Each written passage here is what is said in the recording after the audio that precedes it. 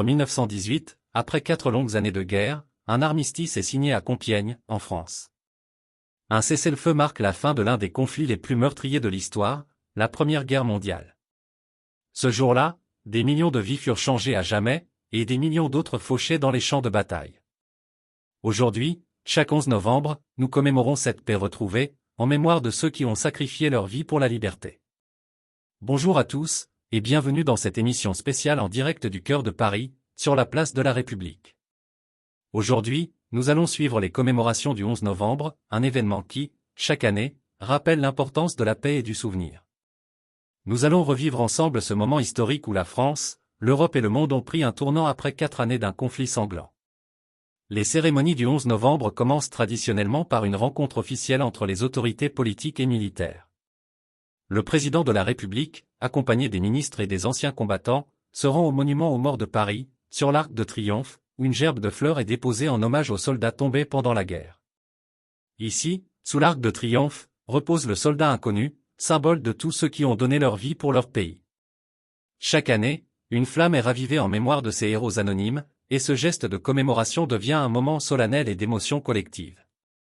La Première Guerre mondiale a été un cataclysme. En 1914, aucune nation européenne n'imaginait une guerre aussi longue et aussi dévastatrice. Les soldats ont été confrontés à un nouvel ennemi, la guerre de tranchées. Dans ces conditions extrêmes, des millions de vies ont été fauchées. Pour beaucoup, ce jour de l'armistice était la fin d'une ère de souffrance. L'armistice a été signé dans la clairière de Rotonde, dans un wagon de train, mais ce n'était pas la fin immédiate de la souffrance.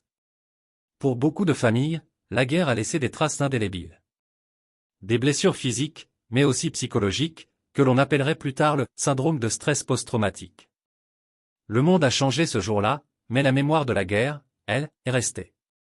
Aujourd'hui, plus de 100 ans après la fin de la Première Guerre mondiale, les commémorations restent un moment essentiel de transmission de la mémoire.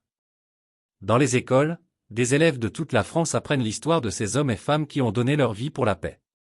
À travers des poèmes, des lettres, mais aussi des témoignages de familles, la mémoire de la guerre se perpétue.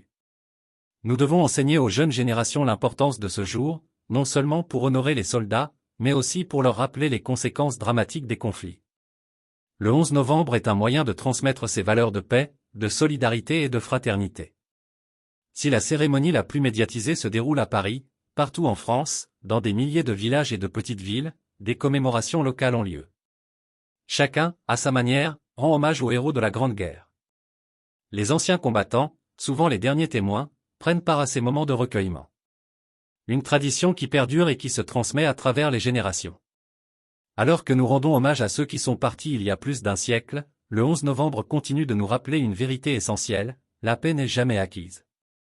Chaque génération doit en être le garant. En honorant les soldats de la Première Guerre mondiale, nous réaffirmons notre engagement envers un monde sans guerre, où l'humanité puisse vivre dans la fraternité et l'unité. Le 11 novembre n'est pas seulement une date, c'est un appel à la réflexion, un acte de mémoire collective, et un engagement pour l'avenir. Merci de nous avoir suivis dans cette émission. N'oublions jamais le sacrifice de ceux qui ont fait l'histoire.